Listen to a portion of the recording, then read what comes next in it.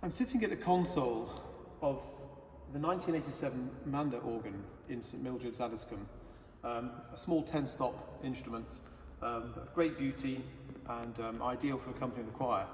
However, that's not the whole story. As you can see, there are quite a few more stops than 10, and this organ now controls the 1906 pipework of Nicholson Co that came from St Paul's URC, not very far from here, and the pipework was purchased by St Mildred's, and we have built a new organ in the existing cases at the West End to accommodate this beautiful two-manual instrument in this amazing church. Beautiful acoustic, fantastic choir, wonderful people, and it's been a real joy and a privilege to work here. And so we thought we might just do a little demonstration here at the console just to explain some of the things that we've done, and then we'll do a little improvisation at the end. So starting off with things like the beautiful typical Lewis strings. Now we're lucky here because we've got a Vox Angelica, Voix Celeste and a Viol de Gambe. The Celeste is quite a bit louder than the Viol de Gambe. The Angelica is much quieter and works very well with either the raw flute as a sort of an under Maris type.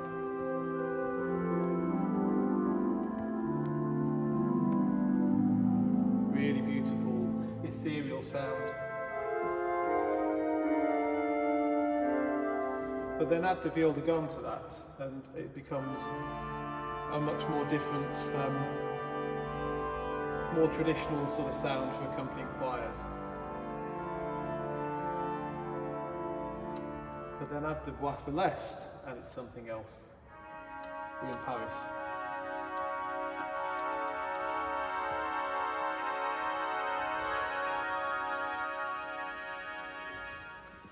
Absolutely beautiful. We've got sub and super octave couplers, so we can really play along with all that sort of timbre.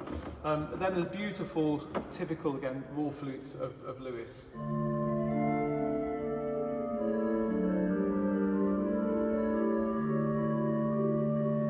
Which has got a partner at 16 foot, so played up an octave, it's beautiful, or you can even actually pull unison off on the octave coupler.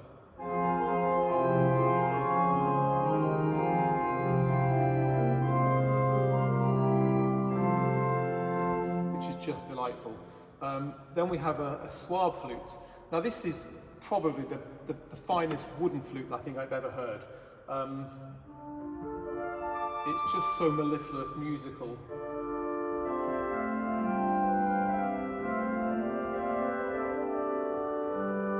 And fits lovely with the raw flute.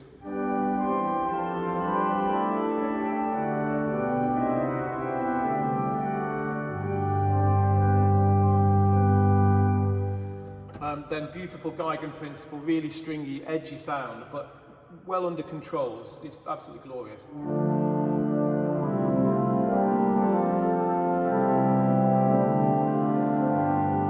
And at this point I'll talk about the swell box, which is extraordinary. I've never heard a swell box quite like it. It's in the back corner and it's up against the wall. The swell's on 2 levels, which has given us the benefit of having a sort of swell solo. So the clarinet, the oboe, the mixture and the 2 4-foots are on the upper soundboard. All the foundation work with the horn is lower, and that means that we can have a swell solo to great and do some clever things, accompanying the solo stops on the swell with stops in the swell. But the swell box itself has got 2 brick walls. It's sloped at the front, all the basses are at the back, and there are 2 enormous fronts. And the way that we've set them up is that the main front sort of opens quite gradually, but the west front doesn't start opening until the main front is about halfway open, and the crescendo is just magic. You've never heard anything quite like this. I'll just do it on the strings with a sub-octave coupler, close the box right down. It's really lovely, and just wait till you hear this go. So that's bigger.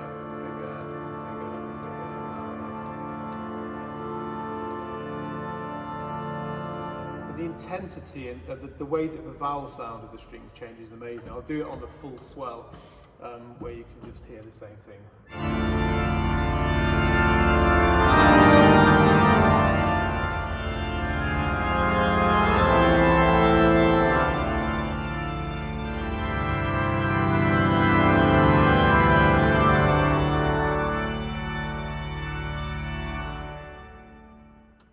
amazing acoustics to go with it. That's 4 stops, by the way. Board on, guiding principal, mixture and horn with a Southern Super. I mean, it's as good as any cathedral organ's full swell anywhere. So I'll just demonstrate quickly the ability to be able to solo out things like the clarinet on the grate, but using the stops in the swell as well.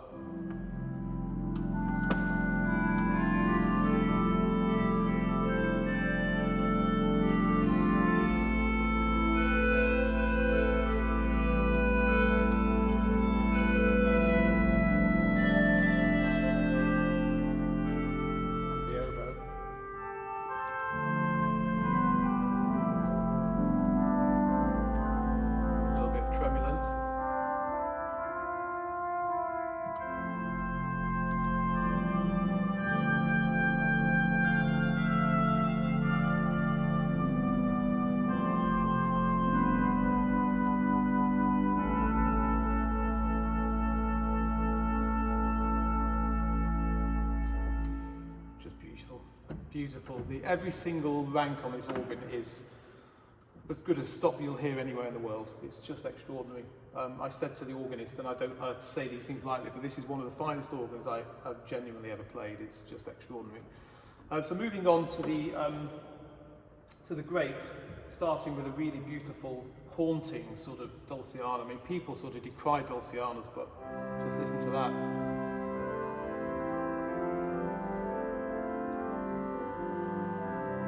Play on that forever, and it has a 16-foot octave, which just adds this richness.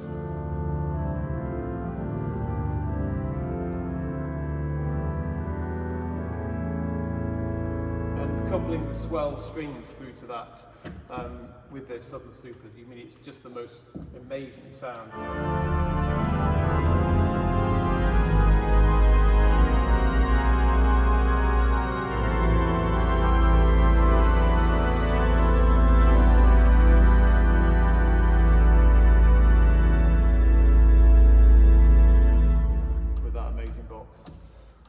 And then we've got a beautiful, again, Lieblich Gedackt.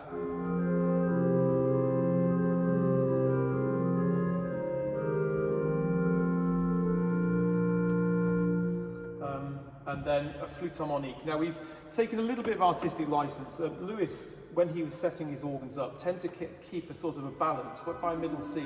Didn't get necessarily loud as it went up in the way that Willis organs did. And you'll hear with the diapason chorus, it stays fairly kind of flat, but the organist, Richard Mander, was quite keen to be able to play a lot of French repertoire, and the harmonic flute we've actually just opened up so it kind of blooms in really kind of comes into itself, and there's a flower traverso to go with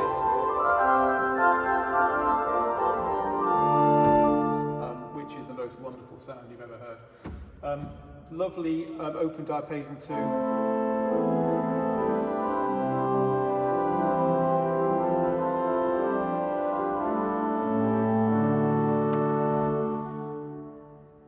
I'll save the number 1 for a minute. And then that's the octave sits nicely on the top of that. And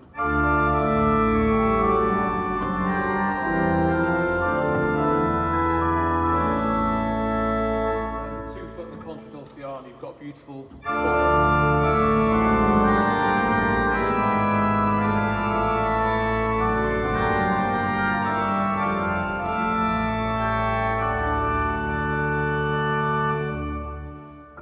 Add the number 1 to that, and the whole thing just comes alive. It's the most beautiful sound.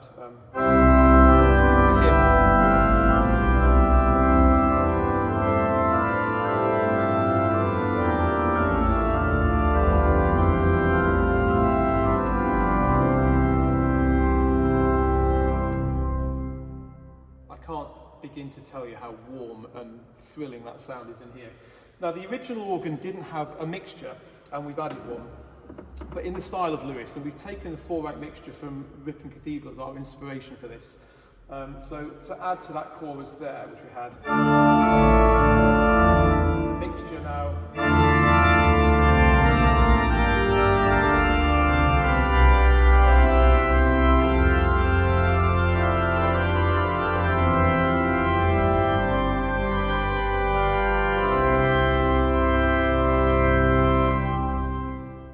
sits over the top of everything without dominating. It's just exactly the sort of sound that Lewis would have had. Did he put that on? And then a lovely sort of trumpet.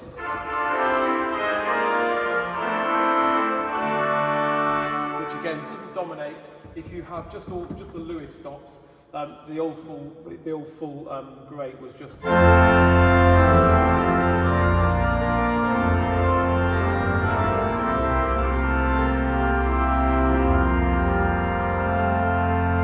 Add the mixture into that.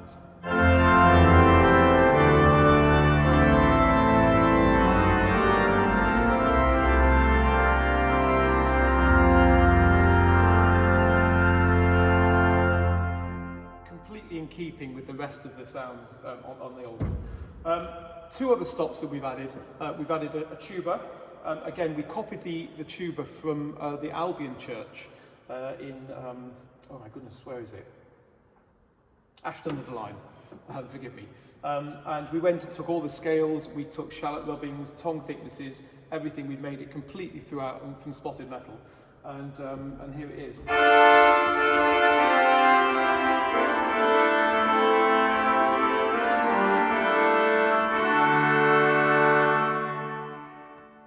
It's on 10 inches of wind. It doesn't really want to be on it anymore because of the nature of the organ being at the back with this amazing acoustic with a sort of domed arched roof. Everything gets taken by the acoustic. So that's perfectly big enough for anything that you would want it for. And then the last stop that we added was a pedal bombard. This was inspired by the bombard at the Kelvin Grove organ. Now it's not on anything like the same sort of pressure because it would probably smash the windows if it was. It's on 4 inches of wind, but it's just a thrilling on its own, but underneath full organ, and you'll hear it later, when you draw it on, it comes on with such presence without dominating the ensemble. So anyway, there we are. I'll do a little demonstration now of the organ from sort of nothing to everything, and I hope you at some point get a chance to come here and hear this incredible instrument.